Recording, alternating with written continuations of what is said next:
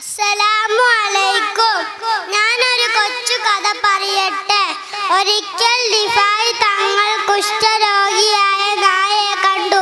അതിനാരും ഭക്ഷണവും വെള്ളവും കൊടുത്തില്ല. അത് നല്ല ക്ഷീണിച്ച അവസ്ഥയിലായിരുന്നു. ഇത് കണ്ട് റിഫായി തങ്ങൾക്ക് സങ്കടമായി. റിഫായി തങ്ങൾ ഭക്ഷണവും വെള്ളവും നൽകി. മുറിവിൽ മരുന്ന് പുരട്ടി. താമസിക്കാൻ ഷെഡ് തയ്യാർ ചെയ്തു. 40 ദിവസത്തോളം പരിചരിച്ചു. രോഗം മാറി.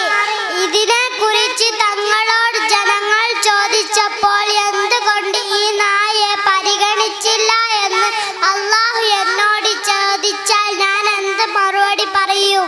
ഇതായിരുന്നു തങ്ങളുടെ മറുപടി.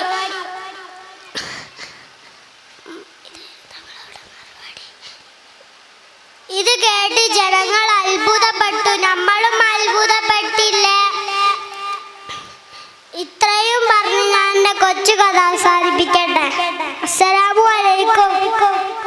വഅലൈക്കും അസ്സലാം വറഹ്മത്തുള്ളാഹി. സുൽത്താനുൽ ആരിഫീൻ